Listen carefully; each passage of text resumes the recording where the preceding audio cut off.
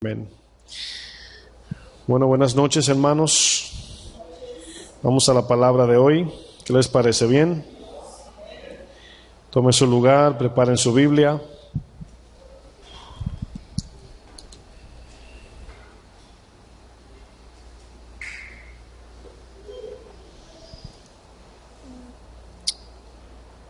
Vamos al libro de Mateo, capítulo 6. En esta noche voy a estar hablando bajo el tema ¿cómo desarrollar hambre y sed de Dios? ¿Cómo desarrollar hambre y sed de Dios?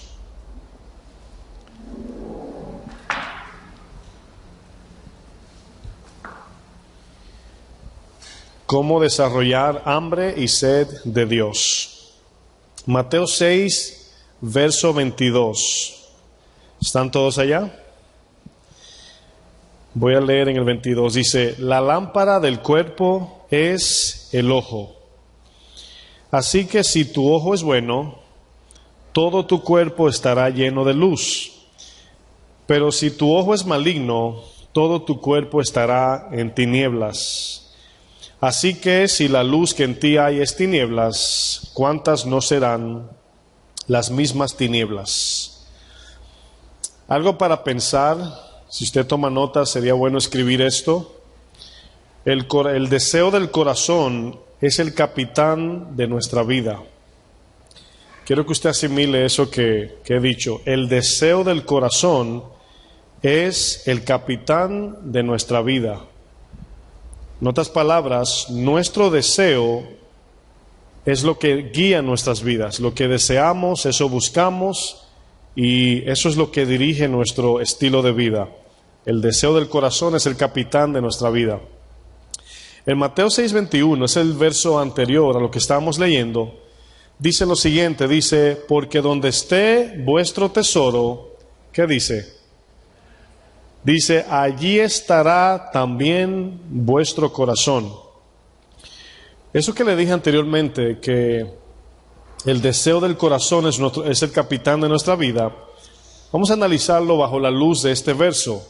Dice, donde esté vuestro tesoro, allí estará también vuestro corazón. En otras palabras, donde quiera que nosotros identifiquemos un tesoro, detrás de ese tesoro estará nuestra vida también. El corazón de manera natural siempre está buscando el bienestar de la vida. Hemos estudiado esto ya. Si ustedes notan el texto de Mateo 6:21 dice, vuestro tesoro, hablando de el concepto de tesoro que tenemos cada uno. Ahora, hay dos tipos de tesoros. Está el verdadero y está el tesoro falso, el pasajero, ¿verdad? Vamos al libro estamos en Mateo, el capítulo 13. Vamos al verso 44 de Mateo 13. Vamos a ver algunos ejemplos acerca de los tesoros. Sí, Mateo 13, 44.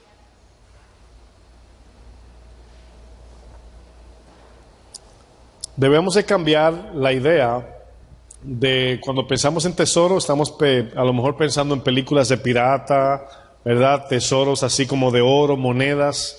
Pero tesoro en la Biblia está hablando de todo aquello que nosotros le damos el valor de riqueza. Todo lo que nos da paz, seguridad, nos da una identidad, etcétera. Fíjense aquí, ¿cómo dice arriba del 44? ¿La parábola de quién? Del tesoro escondido, ¿verdad? Vamos a ver algunos ejemplos. Dice, verso 44. Además, el reino de los cielos es semejante a un tesoro, ¿qué? A un tesoro escondido en un campo, el cual un hombre halla y lo esconde de nuevo, y gozoso por ello va y vende todo lo que tiene y compra aquel campo.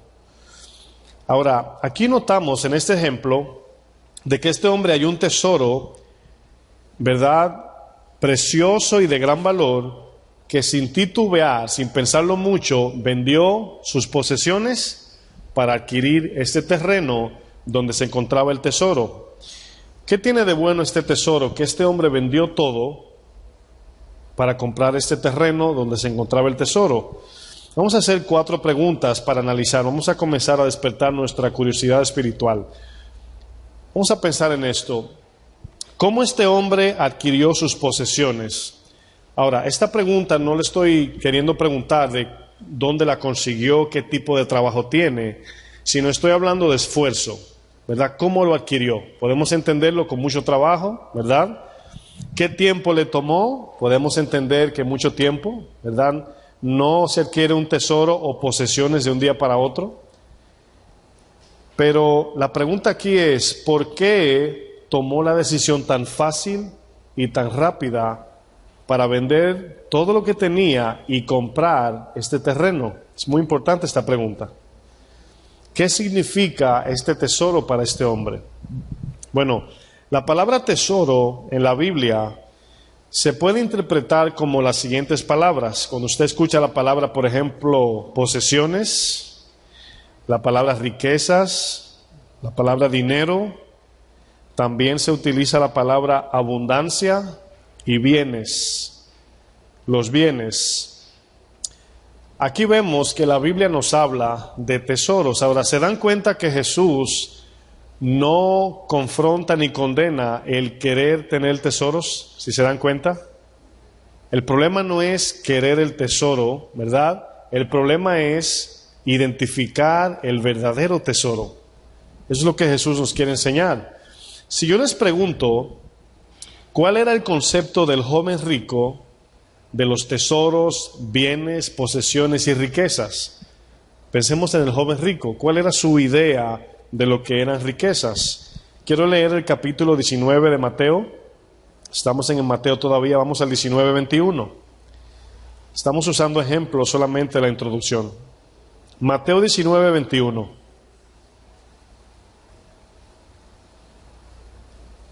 Todos conocemos la historia del joven rico, ¿verdad? Este joven rico viene sumamente entusiasmado detrás de Jesús, pero ¿cómo se va? Triste, ¿verdad? Bueno, vamos a ver qué pasó. Solo vamos a leer el verso 21 de Mateo 19. Dice, Jesús le dijo,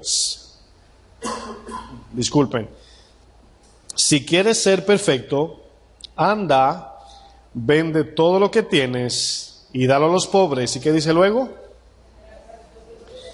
Y tendrás tesoros en el cielo y ven, sígueme. Ahora, esta parte se parece mucho a la parábola. Dice que el hombre de la parábola encontró un tesoro y ¿qué hizo? Vendió sus posesiones y adquirió el tesoro que encontró. Con el joven rico es similar la historia, a diferencia que el joven rico no vendió sus posesiones. Pero fíjense lo que dice el texto. Si quieres ser perfecto, ¿verdad?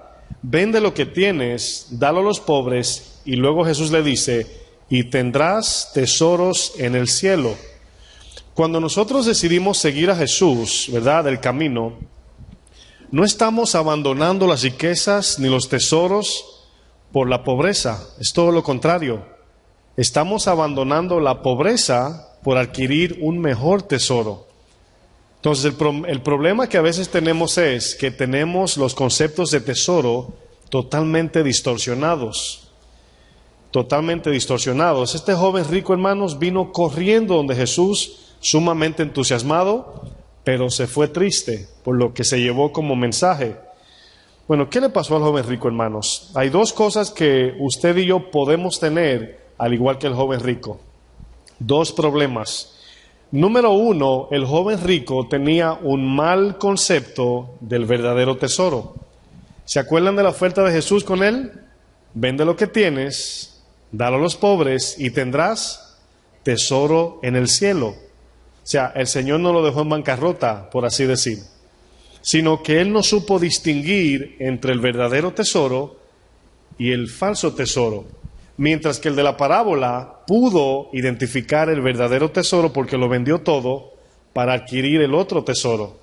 Ahora, esta palabra que hemos estado utilizando, esos ejemplos, se parece cuando el Señor nos llama, que lo primero que nos dice es, niégate a ti para que me puedas tener a mí. Esa es la idea del texto. Si no te niegas, no me puedes tener a mí, porque nadie puede servir a 2 señores, ¿verdad? El joven rico pensaba que el verdadero tesoro era sus posesiones. Él pensaba que sus posesiones eran las verdaderas riquezas. Quiere decir que aunque es muy bueno querer tesoros o riquezas, debemos de tener un concepto correcto del verdadero tesoro. ¿Por qué? Le voy a decir lo siguiente. Cuando usted lee en la Biblia que dice, el que no entrega toda su vida por causa del Evangelio, perderá su vida. En otras palabras, el que quiere salvar su vida, la perderá, mas el que la pierde por causa de Cristo, la hallará. Cuando usted decide dar su vida por algo, como damos la vida por el trabajo, etcétera, etcétera, lo estamos dando con el fin de obtener otra cosa. Cuando Cristo le dice a la gente, sígueme, es para darle algo mejor, ¿verdad? De mayor valor y eterno. Pero aquí nos vemos, hermanos, en un problema, porque ¿a qué llamaría Jesús tesoro en este tiempo? ¿Qué sería el tesoro hoy? Por ejemplo, cuando usted ve la palabra riquezas, nosotros los pobres, no sé si aquí hay un rico, pero creo que somos económicamente pobres, inmediatamente pensamos que Jesús está refiriendo a Donald Trump, a Bill Gates, ¿verdad? Al presidente de México, al presidente de Argentina o del Medio Oriente, ¿verdad? Los príncipes de Abu Dhabi o de Dubái. No se está refiriendo a eso Jesús. No se está refiriendo a los que tienen riquezas, sino a los que confían en las riquezas. Entonces quiere decir que aquí en este grupo estaban pobres y ricos. Jesús estaba apelando al deseo del corazón, no a la esencia de las riquezas o no al balance en tu cuenta, sino al deseo del corazón. En ese tiempo las riquezas serían ropas, carros, comodidades, lujos, casas, tecnología. Todo eso hoy es lo que llamamos riquezas. Y aunque es posible y permitido por Dios tener cosas, lo que Dios nos demanda es que no demos la vida por adquirir esas cosas. Ese es el problema. Primera de Pedro 2:11. Primera de Pedro 2, verso 11. ¿Cómo vamos a desarrollar un apetito para Dios? Como el tema lo dice, ¿verdad? ¿Cómo podemos tener hambre o más hambre y más sed de Dios? Primera de Pedro 2:11 nos dice lo siguiente. Dice, amados, yo os ruego. Ahora, este texto se parece mucho a Romanos 12:1, hablando Pablo. Hermanos, les ruego por las misericordias de Dios, ¿verdad? Aquí Pedro está rogando, pero fíjense cuál es el ruego. Es casi similar a Romanos 12. Dice que como extranjeros y peregrinos nos abstengamos de los deseos ¿qué? ¿Qué dice allí? Los deseos carnales. ¿Cuáles son los deseos carnales? Bueno, aunque están incluidos los deseos que a la carne le agrada en el sentido de inmoralidad sexual, sexo, droga, todo lo que este mundo ofrece, también está incluido el amor a las cosas materiales de este siglo. Los deseos humanos o terrenales significa carnales, pero fíjense lo que dice, que batallan contra, ¿quién? Ahora, ¿notaron que dice contra? Los deseos de la carne son contra el alma, contra nuestra alma. Mateo 6:19. Mateo 6:19. Estamos utilizando una introducción con ejemplos acerca del deseo del corazón, porque para poder desarrollar el hambre y la sed hacia Dios o de Dios, debemos de identificar qué nuestro corazón busca. Mateo 6:19, ¿están allí todos? Fíjense lo que dice Jesús, hermanos. No os hagáis tesoros, ¿dónde? Pero se dan cuenta que no está condenando el querer tener tesoros. Luego dice, donde la polilla y el orín corrompen, y donde ladrones minan y hurtan, sino haceos tesoros en el cielo, donde ni la polilla ni el orín corrompen, y donde ladrones no minan ni hurtan. ¿Qué nos está diciendo el Señor? Que demos la vida por los tesoros que a vida eterna permanecen. En Juan 6 ellos buscaban a Jesús porque multiplicó los alimentos, y le dice, maestro, ¿dónde fuiste? Y el Señor le dice, yo sé que no me buscan a mí. Pero luego el Señor le dice, trabajad no por la comida que perece, sino por la comida que a vida eterna permanece, la cual el Hijo os dará. Y allí trabajar significa dar la vida por algo, dar todo nuestro esfuerzo, todo nuestro tiempo. Aquí es donde muchos de nosotros batallamos. ¿Por qué? Porque todavía a la carne le agrada las cosas de este mundo. Aunque somos cristianos, todavía somos seducidos, atraídos, todavía vivimos queriendo cosas de este mundo. Aunque tenemos la libertad en Dios, sin tener la conciencia culpable, porque a veces podemos comprar algo con la conciencia cargada, hay un hilo muy fino entre lo que es permitido por Dios y lo que debemos permitir o no. Dios nos permite muchas cosas que no son en sí pecado, pero conforme a nuestras debilidades. Es como alguien que salió del alcoholismo, por ejemplo, y alguien le dice, mira, una tapita de vino así nada más, para que me complazcas. ¿Qué debe hacer esa persona? Decirle que no. Ahora, ¿es pecado la tapita de vino así? ¿Sí o no? Para la persona que es débil, sí. ¿Sí entienden? Una persona que tiene problemas de comprar de manera compulsiva, ¿es pecado ir al mall todos los fines de semana? Claro, para esa persona sí. Entonces, usted y yo sabemos a lo que somos débiles, ¿sí o no? Entonces, hay una manera de mantener, como en el pueblo en el desierto, ese deseo vivo y nunca muere. Y nunca desarrollamos el apetito del Espíritu Santo. ¿Por qué? Porque estamos pensando y entreteniendo y ocupados en tanto en lo terrenal que no hay espacio para Dios. Ahora, ¿cuántos de los que están aquí quieren tener hambre o más hambre y sed de Dios? Bueno, 2 o 3, ¿verdad? Jesús hace un contraste, hermanos, de tesoros terrenales y temporales y tesoros eternos y celestiales. 2 tipos de tesoros.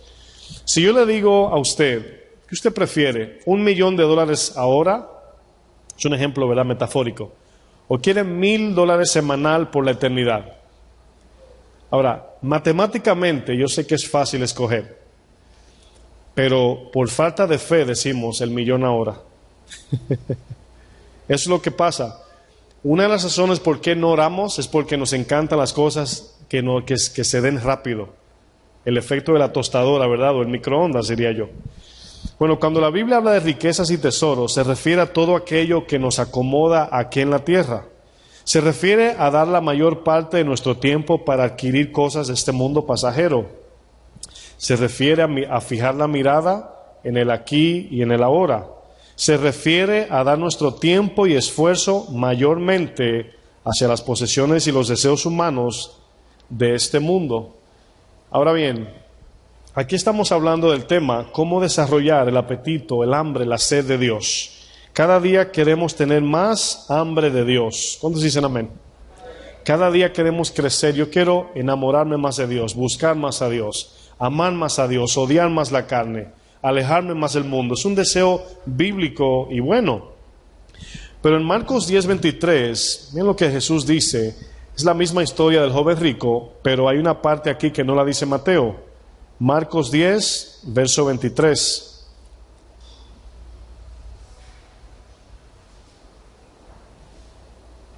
Marcos 10, 23. Esto que voy a leer es después que el Señor habla con el joven rico.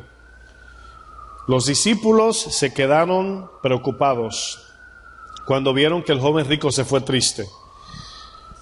Dice el 23, entonces Jesús, mirando alrededor, dijo a sus discípulos, cuán difícilmente entrarán en el reino de Dios los que ¿qué? Los que tienen riquezas. Ahora, ellos no tenían riquezas, los discípulos eran pobres. Y dice el 24, los discípulos se asombraron de sus palabras, pero Jesús respondiendo volvió a decirles, hijos, cuán difícil le es entrar en el reino de Dios a los que confían en las riquezas. La palabra confiar significa tener seguridad y esperanza en alguien o en algo. Cuando nosotros trabajamos, el trabajo fue creado por Dios, ¿verdad? Para adquirir, ¿quién me ayuda? Lo necesario, ¿verdad? Si en el plan de Dios, según su voluntad eterna y soberana, nos permite tener un poco más, o quizás usted se graduó de una profesión que le da más, mi consejo a ese tipo de persona es, como al joven rico le dijo el Señor, invierte tu dinero en algo que va a la eternidad, en los pobres, en el reino de Dios, en lo que Dios te guíe, pero que sea en su plan. Porque adquirir dinero para buscar deleite nada más es perder nuestra vida. Vamos a ver en la Biblia. Esta palabra confianza, el cual Jesús dice, cuán difícil le es entrar a los que confían en las riquezas. Esta palabra habla de cuando usted, por ejemplo, dice, si yo tuviera una casa, las cosas van a mejorar. Ahora, le voy a hacer una pregunta bien sencilla, humanamente. ¿Cuántos saben que ni el dinero, ni lo material, ni una pareja mejora tu vida? ¿Cuántos saben eso? ¿Quién entiende ese ejemplo? Nada terrenal mejora o cambia nuestra vida. Las cosas creadas es para formar parte de la familia. Una casa es para que la familia viva allí. Un vehículo es para que la familia o cualquier persona lo use. Pero hay personas que ven la casa y la quieren es para apantallar al otro, para que digan, mira cómo me va. El carro tiene que ser de tal marca para que digan, mira cómo me va. Entonces, ahí vamos notando que en vez de utilizar lo que Dios nos da para un bien, lo usamos para idolatrar. Y ahí es donde Dios está mirando el corazón. Volvemos a la parábola de Mateo 13:44. Mateo 13:44.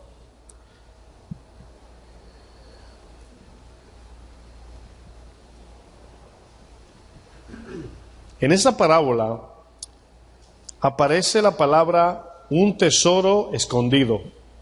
Un tesoro escondido. ¿Por qué estaba escondido este tesoro y cómo lo encontró? ¿Cómo este hombre encontró este tesoro? Bueno, si ustedes notan, antes de ir a esa palabra tesoro escondido, este hombre encontró un tesoro y su decisión inmediata, si ustedes notan, fue, ¿qué dice el texto? Dice, el cual un hombre halla y lo esconde de nuevo, y gozoso por ello, va y vende todo lo que tiene y compra aquel campo. Ahora, quiero que noten lo siguiente. ¿Qué produjo el tesoro en el hombre? Gozo, ¿verdad? Ahora, sabemos que por esa palabra, el tesoro es ¿quién? Es Jesús. Jesús, ¿verdad? Bueno. Esta parábola, muchos la interpretan de muchas maneras, porque hay diferentes predicadores que la ponen. Yo no me atrevería a decir que la que yo digo es la correcta, porque siempre hay ese debate, pero dice que el tesoro lo llenó de gozo a él. Es muy importante esto, ¿verdad? Jesús, hablando de esto, Jesús mismo ya dijo, Mateo 6, que nada terrenal produce gozo. Ahora, vamos a pensar como muchos interpretan. Muchos dicen que ese tesoro fue la iglesia que Jesús encontró. Y honestamente no cabe allí. ¿Por qué? Porque fue el tesoro que le dio gozo al hombre. Y si ese hombre es Jesús, el gozo de Dios no depende de la iglesia, sino que ya Él es el gozo, ¿verdad? Entonces, lo más cerca que podemos, hasta donde nos alcanza, es ver que este hombre, metafóricamente en la parábola, encontró a Jesús, o sea, el Evangelio de Jesucristo, la salvación. Y cuando encontró esto, dejó su vida pasada atrás y volvió a tomar este tesoro. Ahora, notan que dice que vuelve y lo esconde otra vez. La palabra campo se puede comparar con los textos de arriba, que está hablando de la tierra, refiriéndose ¿a qué? Al corazón. Si notan, el campo... En los textos de la parábola el campo es el mundo, pero notan que dice que él lo enterró, lo guardó otra vez en el campo, lo enterró. Y ahí vemos que este hombre, dice dice, ¿dónde ando? Sí, lo esconde de nuevo y gozoso por ello va y vende todo lo que tiene. Aquí vemos un principio, hermanos, que el joven rico no tenía gozo. No tenía gozo. Él andaba buscando el gozo en la perfección de Dios, porque Jesús le dijo, si quieres ser perfecto, ve y vende lo que tienes y dáselo a los pobres y sígueme. Ahí él iba a adquirir su gozo. Pero se fue ¿cómo? Triste. Mientras que este hombre dice que gozoso vendió todo lo que tenía. En la historia del joven rico dice la palabra que antes de Jesús decirle, vende lo que tienes, dice la palabra que Jesús le amó. En otras palabras, Jesús le dio el amor de la vida. No es lo mismo cuando usted y yo decimos, le amé, a que el mismo Señor diga, y Jesús le amó. Cuando Jesús amaba, infundía el aliento del amor en la persona. Quiere decir que si la persona aceptaba vender todo, ya tenía el gozo del tesoro que es Jesús para poder vender todo lo demás. Ahora quiero que vayan mirando. Quiero hacerle una pregunta para que usted piense. Tómese su tiempo. ¿Por qué el joven rico se fue triste? Piense por un momento, déle mente. ¿Por qué se fue triste? Aunque el texto dice que porque tenía muchas posesiones, hay una implicación allí. Él vino corriendo donde Jesús. Ahora, correr hacia alguien es por una gran necesidad, demuestra una gran necesidad. Va corriendo porque se siente desesperado, buscando lo que su riqueza no le está dando. Entonces viene entusiasmado, pero se va triste. Ahora, yéndose triste tenía las riquezas, ¿sí o no? No las había vendido. Entonces tenemos un principio, que nada material nos da gozo, nada. Y vemos el ejemplo, hermanos. Pero el texto dice que este tesoro estaba escondido. Vamos a ver un ejemplo en Colosenses 2, verso 1. Colosenses 2, verso 1.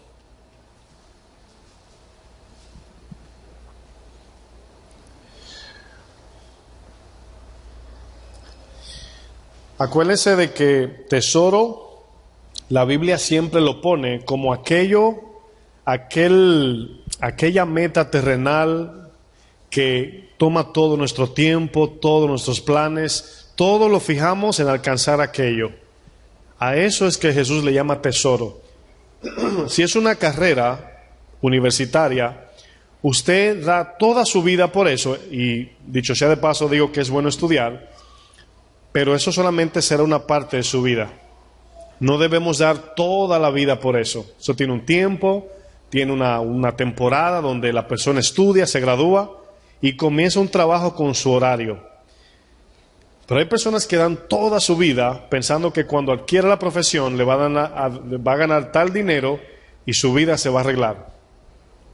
Y al tener ese dinero se va a buscar una buena mujer, entre comillas, ¿verdad? Y va a tener una bonita familia y tendrá la vida feliz. Happily ever after se dice en inglés. Feliz, ¿cómo se dice en español? Eternamente felices, ¿verdad? Ese es el pensamiento americano, hermanos. Ese es el sueño que vemos en televisión, en películas. Venimos aquí. Cuando usted planificó venir aquí, usted se veía como un ingeniero, ¿verdad? Y luego llegamos aquí y a tirar periódicos, ¿verdad? Como yo una vez tiraba periódico. No es nada malo, pero no es lo que pensábamos. No es lo que creíamos. Y si yo le preguntaría, ¿cuántos le gustaría, si tuvieran el dinero exacto para irse a su país? Le aseguro que todos levantarían la mano, o casi todos. Yo con un buen ahorro, me voy a mi país. Bueno, miren lo que dice Colosenses 2.1. Dice, porque quiero que sepáis, aquí hablando Pablo, cuán gran lucha sostengo por vosotros y por los que están en la Odisea y por todos los que nunca han visto mi rostro, para que sean, ¿qué dice? Consolados sus corazones, unidos en amor, hasta alcanzar todas las riquezas de pleno entendimiento, a fin de conocer el misterio. Bueno, la parábola que leímos dice que el tesoro estaba escondido, ¿verdad? Ahora fíjense lo que dice, para conocer el misterio. La palabra misterio significa en secreto o escondido, escondido a los ojos del hombre humano o natural sin Cristo. Dice, para conocer el ministerio de Dios el Padre y de Cristo, en quien están, ¿qué? Escondidos todos los tesoros de la sabiduría y del conocimiento. Ahora, en este texto, yo solamente lo usé como ejemplo, notamos la repetición entre escondido y tesoros. Riquezas, misterio. ¿Sí lo notaron? Entonces, quiere decir, hermanos, que el tesoro de Cristo, para nosotros encontrarlo, tiene primero el Señor que mostrarlo. Y una vez viene una gente, a usted y a mí se nos mostró el Evangelio. Ese es el tesoro que está hablando aquí. El Evangelio vino a su vida, usted aceptó la salvación de Cristo y usted obtuvo el tesoro eterno. Pero una vez cristianos, podemos afanarnos por este mundo y perder los tesoros. Dice la palabra, no dejéis que nadie le quite su corona, dice, creo que Juan dice. O sea, que nadie te robe tu corona. ¿Qué quiere decir eso, hermanos? Que aunque fuimos salvados, debemos de cada día crecer en ocuparnos en las cosas de la eternidad, en las cosas del cielo. El tesoro de Dios está escondido al mundo, pero revelado por medio del Evangelio, hermanos. Y a nosotros se nos reveló este tesoro. Dice el texto de Mateo 13:44 que este hombre encontró. Eso dice la parábola del tesoro escondido. Dice que un hombre halló un tesoro escondido y lo guardó de nuevo, vendió todo lo que tenía y obtuvo este terreno. Por ejemplo, en Juan 1:41 dice lo siguiente, no tienen que buscarlo, dice, este halló primero a su hermano Simón y le dijo, hemos hallado al Mesías. Ahora, allí aparece la palabra hallar. Parece que ellos lo encontraron como si el Señor estaba perdido, o ellos lo encontraron inicialmente, y sabemos que no, sino que el Señor vino, se le mostró, y luego utilizan la palabra, hemos hallado al Mesías. La mujer samaritana, cuando el Señor se les reveló como el Mesías, fue y le predicó a los hombres, y le dice, he aquí un hombre me ha dicho todo cuanto es, venid a ver si es el Mesías. O sea, encontraron al Mesías, pero porque primero el Mesías se les reveló. ¿Me doy a entender? Bueno, el tesoro del cielo, hermanos, es revelado por medio del Evangelio. Usted y yo ahora poseemos ese tesoro, el cual es Cristo. Pero aquí viene ahora la enseñanza. Ese tesoro, que es el tesoro eterno, hermanos, usted y yo, como humanos, tendemos a tener una batalla entre desenfocarnos del tesoro que vale la pena dar la vida por los tesoros pasajeros que están aquí en este mundo, hermanos. Y ya como cristianos, el mundo tiene una atracción tan poderosa que si usted y yo no nos enfocamos cada día en su palabra y buscamos su presencia, nuestro apetito hacia Dios va a ir decreciendo y su apetito por este mundo va a ir creciendo. Ese es el peligro que hay. Aquí vemos un principio, hermanos. Debemos primeramente de considerar cuál es el verdadero tesoro. Quizás usted en teoría puede decir, Cristo es el tesoro eterno. En teoría, aquí arriba usted lo dice, pero una convicción de saberlo es otra cosa. Porque si de verdad usted tiene convicción de que Jesús es el verdadero tesoro, usted no pensaría dos veces en vender sus posesiones, claro, estoy alegorizando, y comprar ese terreno. Esa es la idea de la enseñanza. ¿Cómo podemos crecer en el apetito para Dios? Si no morimos a los deseos terrenales, nunca habrá espacio para Dios. Es imposible, hermanos. No podemos servir a dos señores, lo dice la palabra. No podemos tener dos novios espirituales, un solo. ¿Cuál es ese? ¿Cuál es ese? Vamos a Lucas 12, verso 13.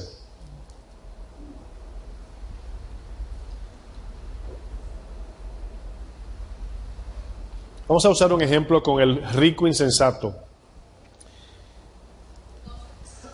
Sí, Lucas 12, 13. Este hombre entregó toda su vida, todo su tiempo, todo su esfuerzo en acumular riquezas. ¿Saben lo irónico, hermanos? Las personas que entregan su vida por adquirir riquezas, tenemos dos grupos. Tenemos el que la alcanza y el que no la alcanza. Hay quienes alcanzan riquezas, hay otros que mueren sin alcanzarla. Los dos mueren insatisfechos, tanto el que la obtiene como el que no la obtiene. Este hombre que vamos a leer fue uno que sí obtuvo riquezas, pero vamos a ver porque la Biblia le llama el rico insensato. Verso 13 de Lucas 12 dice: les dijo uno de la multitud: maestro, voy a conectar un verso con la parábola. Di a mi hermano que parta conmigo la herencia. Ahora fíjense la preocupación de ellos. Mas él dijo, aquí Jesús: hombre, ¿quién me ha puesto sobre vosotros como juez o partidor? ¿Pueden ponerse aquí, hermanita? Aquí atrás para que no distraiga. Hermanita Catherine, póngase un poquito allá para que no distraiga un poquito aquí. Perdón. Verso 15, y les dijo: mirad y guardaos ¿de qué? ¿Y guardaos? ¿Están ahí? ¿Están en Lucas 12? Ok. Pensé que se habían perdido. Mirad y guardaos de toda avaricia. Ahora, ¿por qué dice mirad? Mirad significa que nos examinemos, que miremos lo que hay en nuestro corazón. Pero luego dice: y guárdense, cuídense, protéjanse de toda avaricia. ¿Qué es avaricia, hermanos? ¿Quién me dice?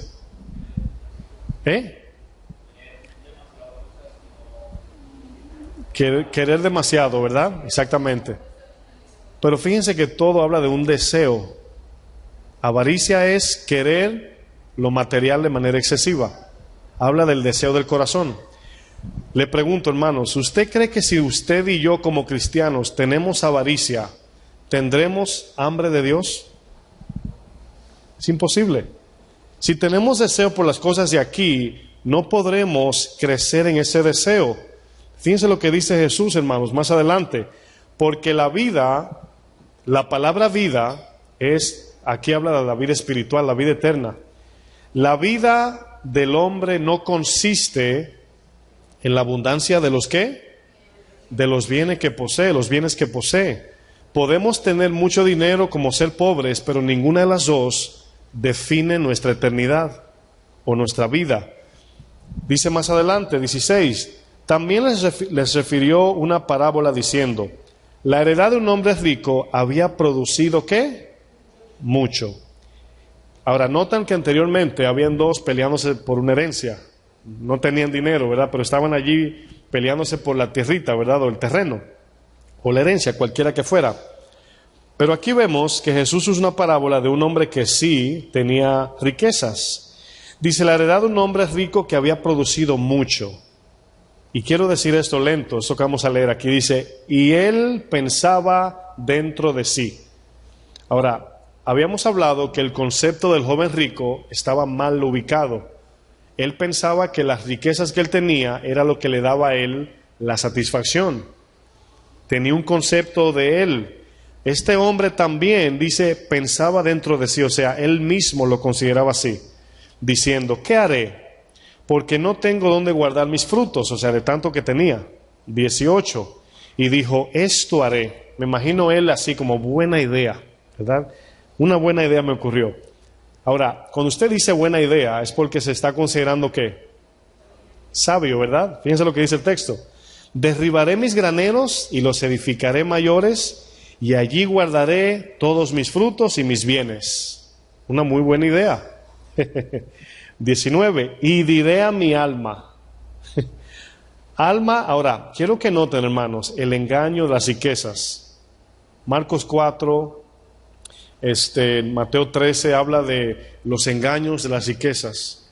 Que pensamos que cuando adquirimos algo, eso va a cubrir una necesidad del corazón. Y no es así. ¿A quién le gusta, voy a decir algo así al aire, los relojes? Mucho, mucho. Ok, a mí también, mucho, mucho.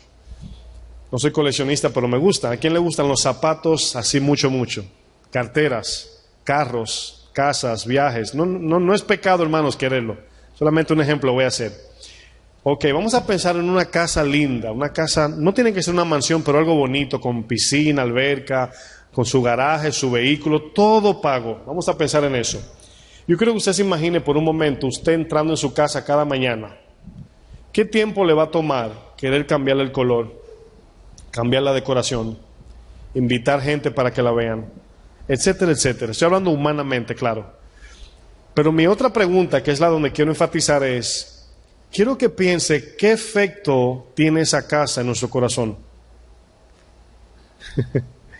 Sí tiene un efecto, o sí puede tener un efecto negativo, pero no tiene ningún efecto positivo. Colosenses 2, más abajo, dice, hay una parte donde ellos están tratando de ser súper espirituales, no como esto, no toques esto, no manejes, no hagas esto.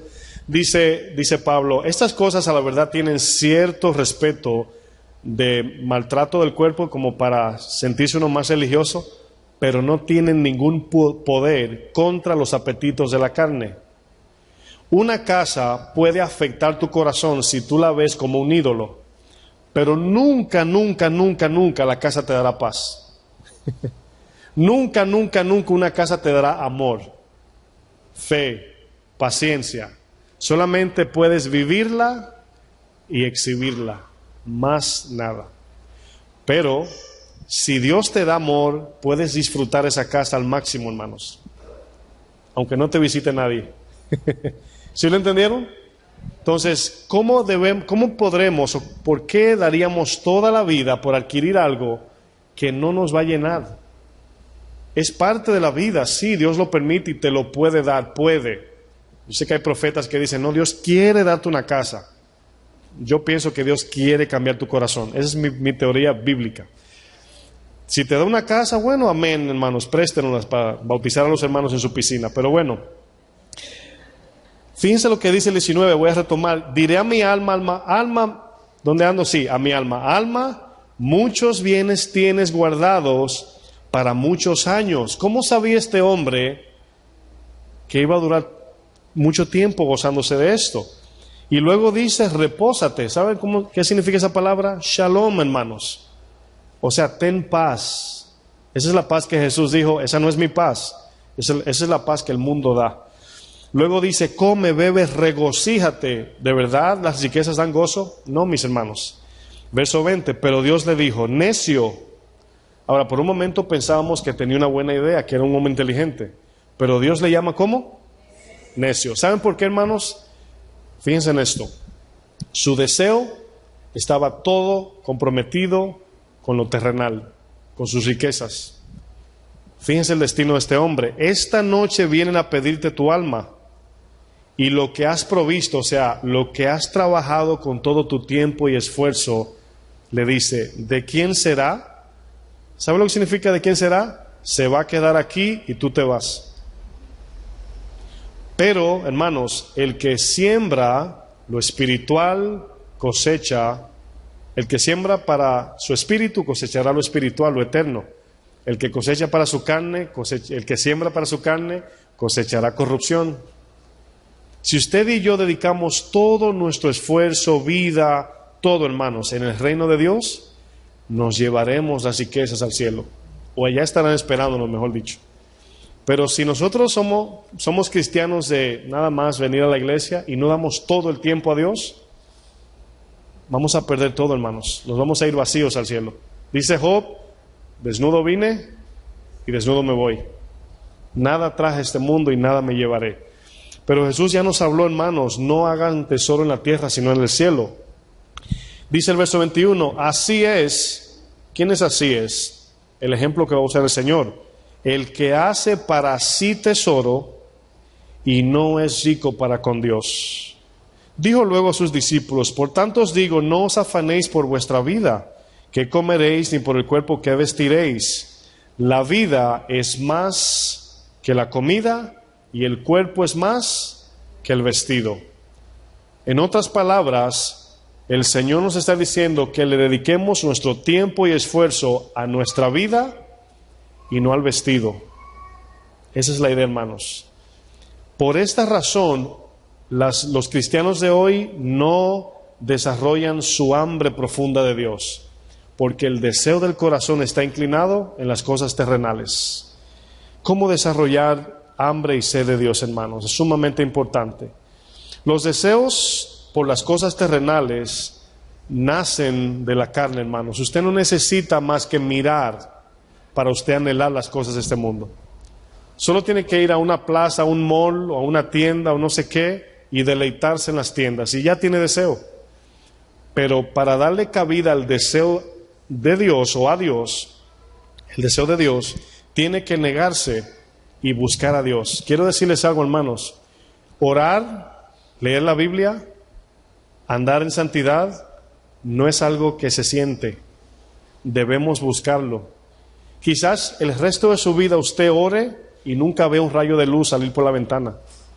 Quizás nunca sienta nada, porque la obediencia a Dios no es cuestión de sentimientos, es cuestión de obediencia. Y a la larga, al tiempo veremos resultados y nuestra relación va a ir creciendo con Dios, hermanos. No seamos cristianos que conocen al Dios nada más que dice la Biblia, en el sentido de lectura, sino conocerlo a Él, no de Él nada más. ¿Sí lo entienden?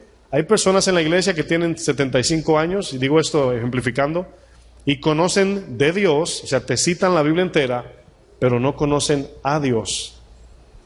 Y nuestro motivo de ser cristiano debe ser amarlo a Él, nos dé o no nos dé.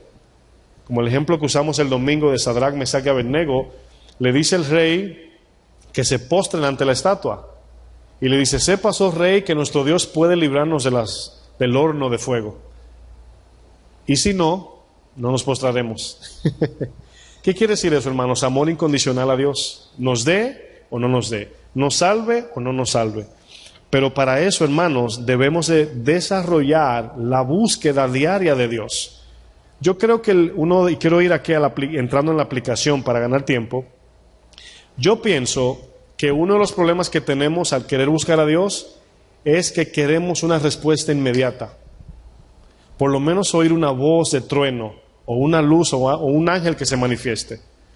Y a veces pensamos que si oramos 1, 2, 3 horas y no sentimos nada, Dios no nos oyó. Tenemos un concepto demasiado materialista. Materialista no en el sentido de dinero, sino de que necesitamos, somos tomasinos. ¿Sí me doy a entender el ejemplo? Tomás tuvo que tocar para saber que era el Señor. Tomás, toca aquí, entra tu dedo. Y le dice, Tomás, porque viste, ¿me creíste? Y nosotros quizás moriremos sin ver nunca una visión de Dios. Quizás, no lo sé. A lo mejor nunca un sueño de ver a Dios. La fe no consiste en lo que podemos sentir o ver de Dios. La fe consiste en confiar en su palabra y orar cada día, buscar su rostro, enamorarnos cada vez más de Dios. El apetito de buscar a Dios lo va a desarrollar usted. Ya el Espíritu puso en nosotros el querer. Vamos a Filipenses 2:12 para ganar tiempo. Filipenses 2:12. Son muchos principios, quizás traeremos una segunda parte para explicar en la aplicación cómo podemos crecer en esto. Es muy importante esto, ¿por qué? Porque estamos viviendo en una generación que no ama a Dios. Ama a la iglesia, ama al pastor, ama lo que Dios da, pero no ama a Dios. Filipenses 2:12 dice, por tanto, amados míos, como siempre habéis obedecido, no en mi presencia solamente, sino mucho más ahora en mi ausencia. La idea de Pablo es que los cristianos de Filipenses allí anden en obediencia por Dios, no por Pablo. Fíjense la palabra que sigue, dice, ocupaos. ¿Qué significa ocupaos, hermanos? La palabra ocupaos significa cumplir, significa obrar, también significa intención. El ejemplo de la palabra ocupaos significa, hermanos, que usted está en una misión diaria, 24/7, de acercarse a Dios lo más que pueda. Santiago, si no me equivoco, 4:7 dice, acercaos a Dios y Él se acercará a vosotros. ¿Notan allí la relación, hermanos? Y quiero que no olviden esto, no esperen sentir nada en oración. Usted no tiene que sentir nada para saber que Dios está con usted. La oración debe ser algo de fe, por lo que la palabra ya dice. Pero Juan sí promete, un día le veremos tal y como es, pero por ahora no. A lo mejor usted tuvo una visión pasada, no sé, yo tengo un hermano cristiano que él estaba en las gangas y tuvo la oportunidad de ver una visión, se le apareció el Señor en su cuarto. Pero esto no es a todos ni siempre. Eso no le hace a él más especial que a nosotros. ¿Sí me doy a entender? Eso no es algo que debemos estar buscando. Si sucede, gloria a Dios. Como una vez el pastor Chuy compartía de un hombre que es ciego, y un día fueron a orar por él, por sus ojos, y dijo, no, pastor, no. Me siento bien así porque veo los ángeles en la alabanza. No quería recuperar la vista, hermanos, porque podía ver los ángeles. Gloria a Dios por él. Pero quizás no veamos o sintamos nada. ¿Por qué? Porque la fe, hermanos, dice la palabra, no andamos por vista, sino por fe. O sea, no es por sentimientos o por lo que estoy viendo. Ocupaos habla de nosotros permanecer buscando en todo sentido la presencia de Dios. Y dice el texto, en vuestra salvación con temblor y temor. Ahora, quiero conectar estos versos con el verso 13. Dice, porque Dios es el que produce en nosotros. O sea, si nos ocupamos de buscar a Dios, no es porque el sentir nació de nosotros, sino porque Dios lo produjo. Entonces debemos de responder a ese deseo. No nos podemos gloriar de nada. Porque el deseo de buscar de Dios lo puso Él allí, hermanos. Ahora usted y yo debemos de ocuparnos. Y de esa palabra ocupaos, habla de nosotros. Voy a utilizar este ejemplo del verso 13. Dice la palabra que Dios produce. Esa palabra produce es la palabra griega energía. ¿De dónde viene la palabra? Energía. Hace un tiempo usé un ejemplo que nos ayudó mucho con la luz. Ahí está el bombillo y allí están los botones de prender el bombillo. La electricidad es el Espíritu Santo en nosotros. ¿Usted tiene que qué? Que encenderla. Usted y yo somos el bombillo, la electricidad es el Espíritu Santo y el bombillo usted y yo o lo prendemos o lo apagamos. Ocuparse en la salvación es mantener esos botones encendidos. Cuando usted quiere las cosas del mundo, automáticamente lo apaga. Cuando usted quiere las cosas de Dios, usted mismo lo vuelve y lo prende. Esa es la idea, hermanos. Y mientras usted se ocupe en Dios, esa ocupación ya tiene la energía allí. Si yo le digo al hermano que apague esa luz, la energía no se fue. Usted solamente apagó la luz. Y la palabra dice, en Efesios 4, no apaguéis al Espíritu, hermanos. Usted y yo somos lo que lo prendemos o lo apagamos. Él está siempre allí hasta el fin de los tiempos. ¿Están de acuerdo? Esta palabra dice que Dios produce en nosotros. La palabra producir dice luego, así el querer es el deseo, como el hacer por su buena voluntad. Por su buena voluntad habla de querer, anhelar y desear el plan eterno de Dios. Quiero que piensen en eso, hermanos. Aunque ya lo mencioné, quiero que lo mediten. Quiero que lo vean así de manera, vamos a ser niños por un momento. Miren para acá. Vamos a ser niños, como cuando vamos a primer grado, que no sabemos 1 más 1, ¿verdad? Quiero que ustedes por un momento, esto les va a ayudar a estudiar la Biblia. Vamos a hacernos bien ignorantes, en el sentido de niños, ¿verdad? Dice la palabra que Dios pone en mi corazón el deseo de yo quererlo a Él. Piensen en ese momento. Dios, por su Espíritu, produce en mi corazón el quererlo a Él. ¿Qué quiere decir eso, hermanos? Que cuando usted está en su casa, si esto le pega a alguien, no es mi intención, es un ejemplo, ¿ok? Usted tiene 3, 4, 5 días que no va a la iglesia, un ejemplo. O días que no ora o no levanta la Biblia. Usted va a sentir una carga en su corazón si es cristiano. Y usted va a decir, wow, tengo 3 días que no oro. O no oré esta mañana. O no levanto la Biblia desde ayer. ¿Usted sabe quién lo está allí inquietando? La electricidad que está dentro de usted, la energía del Espíritu Santo. Usted lo que está haciendo es subyugándolo, sujetándolo de que no fluya en usted. Fíjense la obediencia de Dios, hermanos, cómo la produce Dios. Si usted lo puede tomar de tarea, Ezequiel 36, 26 y 27 dice que nos dará un corazón nuevo y un espíritu nuevo. Y haré que anden en mi palabra, dice, haré. Allí no es que nos va a obligar, sino que va a producir el deseo. Cuando usted tiene ese deseo, hasta lo culpa a veces, usted siente culpable por no hacer lo que Dios lo manda, ese deseo lo está produciendo Dios en usted. Pero usted y yo debemos de ocuparnos en ese deseo que ya está en nosotros. El deseo de orar para orar, el deseo de estudiar para estudiar, el deseo de congregarnos para congregarnos, etc. Quiero que volvamos a Mateo 6:22 para ir concluyendo, porque si no se va el tiempo bien rapidito. Mateo 6:22. Vamos a ir entrando en las aplicaciones. El texto que leímos al inicio habla de la lámpara del cuerpo, hermanos. ¿Saben lo que es la lámpara del cuerpo? Dice el texto que es el ojo. Pero quiero darle la traducción. La palabra ojo, ¿sabe lo que es? El deseo del corazón. Ahora quiero que noten, ¿quién se acuerda de la frase que le di al inicio? El deseo del corazón es el capitán de nuestra vida, ¿ok? Su vida se dirige hacia el deseo de su corazón, o en favor de el deseo de su corazón. Si usted quiere agradar a Dios, y usted quiere de verdad, o sea, no es querer de palabras, sino de verdad, usted terminará en el reino de los cielos. Si usted es cristiano, pero todavía ama el mundo, su destino, hermanos, está borroso, nublado. No podemos servir a dos señores. La lámpara del cuerpo es el ojo, o sea, lo que alumbra nuestra vida para andar es el deseo del corazón. Fíjense lo que dice.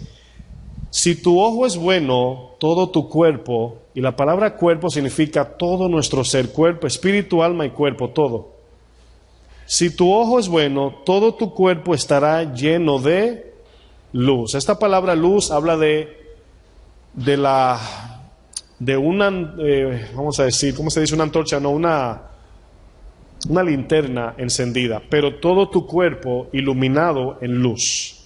Ahora quiero que tomen la palabra luz como no solamente alumbrar, sino también como vida. Vida, poder de Dios natural, en el sentido de que cuando estamos llenos de luz, podemos amar, perdonar, convivir con Dios, convivir con el prójimo. Eso es la luz, hermanos. Juan 1 dice, Él era la luz del mundo y en la luz estaba la vida. Cuando el Señor dijo en Génesis 1, no dijo hágase la luz, dijo sea. Quiere decir que Dios entró en la atmósfera de la creación. Luego dice, pero si tu ojo es maligno, y la palabra malo significa el ojo envidioso por las cosas del mundo, el ojo celoso por querer el aquí y ahora, el ojo que anhela las cosas de ahora.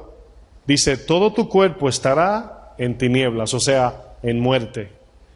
Así que si la luz que en ti hay, en otras palabras, si lo que tú dices que es luz es tinieblas, ¿cuántas no serán las mismas tinieblas? Hay un verso que quiero compartir porque el tiempo no me va a alcanzar. Y para concluir, Romanos 8:13. Vamos a traer la segunda parte el miércoles que viene. Romanos 8:13. Le voy a leer una versión más moderna que se llama Traducción del Lenguaje Actual. Usted mantenga su versículo allí en la Reina Valera. Yo voy a leer esta versión. Dice, si quieren me miran y luego pueden mirar su verso. Dice, si ustedes viven de acuerdo a esos deseos, o sea, los del mundo, morirán para siempre. Pero si por medio del Espíritu Santo, oigan bien, ponen fin a esos malos deseos, tendrán vida eterna. ¿Saben cómo se matan los deseos del mundo o de la carne? Ocupados en Dios, ocupados en su palabra. Cuando yo digo ocupados en su palabra, no es andar leyendo la Biblia el día entero, sino lógicamente caminando en la palabra, meditando en su palabra, aplicando su palabra. Pero cada día debemos de nosotros de manera inicial buscar la presencia de Dios. ¿Cómo buscamos la presencia de Dios, hermanos? Quiero volverme otra vez a los ejemplos que le estaba dando.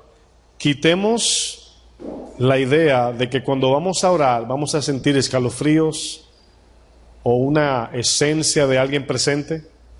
No vamos a entrar con esa actitud, sino que vamos en fe a hablarle a nuestro Padre.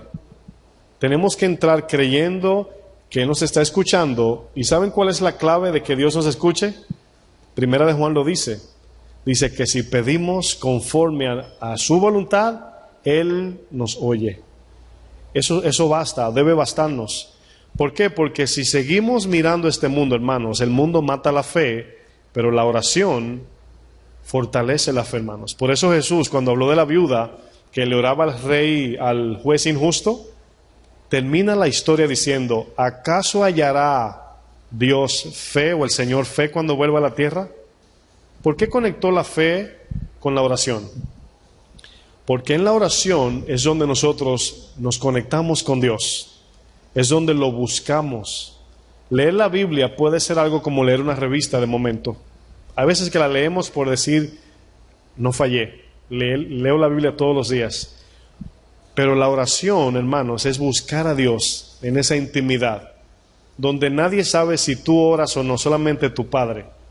A menos que lo digas, que no es debido, pero en ese momento estás solo o sola con tu Padre Celestial, hablando con Él, abriendo tu corazón, pidiéndole que te guíe, pasando tiempo con Él. Eso es lo que hace que nosotros andemos caminando en este mundo con la mente en el cielo, hermanos.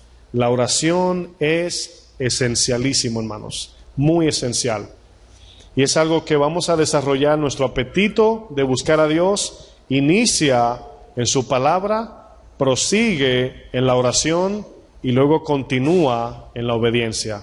Su palabra, oración, obediencia. Cada día debemos de practicar y crecer en su palabra, oración, obediencia. Si usted por un momento examina su vida y nota que ha ido decayendo, es el momento de hacer un pare, arrepentirnos y volver a su palabra, la oración y la obediencia. Créanme, hermanos, lo pueden buscar donde ustedes quieran. No hay otro método de crecer en nuestra relación con Dios. Cuando usted está en la intimidad con el Señor, es por eso que se hace tan difícil quedarnos allí, porque se necesita fe para hablar con algo que no estamos viendo. Hay que confiar en que Él está allí poniéndonos atención, sabiendo usted y yo, hermanos, que no necesitamos un appointment, como decimos aquí, una cita, para decirle: Señor, ¿cuándo tienes tiempo? Sino que en todo tiempo podemos hablar con el Señor. Para desarrollar nuestro apetito con Dios, hermanos, debemos de matar los deseos vivos de la carne, no darle tanta mente y entretenimiento a lo de este mundo, pero sí meditar, y ya hemos hablado de esta clase, en su palabra día y noche. Cuando vienen quejas, dice que cantemos salmos. Cuando haya ansiedad, que presentemos delante del Señor en oración y Él tiene cuidado de nuestro corazón. Cuando haya quejas unos con otros, siempre debemos de buscar la edificación. Cuando nuestra mente está vagando, es el momento exacto para ir a su palabra. Cuando alguien te ofende, es el momento de orar por esa persona, que Dios le bendiga. Cuando no te sientes satisfecho, es el momento de venir a Dios y decirle que te llene otra vez. Lo bueno es que tenemos a dónde ir. Allá afuera hay un mundo que no tiene. A veces termina en suicidio. Entonces vamos a crecer en ese apetito personal para Dios, para cuando los que estamos aquí nos toque el momento de servir, lo hagamos en una relación con el Padre. Amén. Póngase de pie, vamos a dejarlo hasta ahí. Vamos a continuar la otra semana con la segunda parte. Padre, te damos gracias, Señor. En este corto tiempo hemos aprendido, Señor, que el verdadero tesoro eres tú, Señor. Y eso nos deja un principio de que debemos de inclinar todo nuestro ser y toda nuestra vida en el tesoro que permanece eternamente. Yo te pido que en mis hermanos, al igual yo, Señor, podamos desarrollar cada vez más el amor hacia ti, Señor, el apetito, el hambre y la sed de justicia. Tu palabra dice que bienaventurados son los que tienen hambre y sed de justicia, porque serán saciados. Pero también dice: bienaventurados los de puro corazón, es decir, los de un solo deseo, porque estos verán a Dios. Yo te pido, Señor, que esto sea una realidad en nosotros, que lo tomemos en serio, Señor, porque de esto depende no solamente mi vida, sino de aquellos que nos rodean también, que nos están viendo como luz en este mundo de oscuridad. Y yo te pido fortaleza, pero sobre todo confirmación de tu Espíritu Santo en el corazón de mis hermanos, que tú nos traigas entendimiento, Señor, en el nombre de Jesús. Dios le bendiga, hermanos.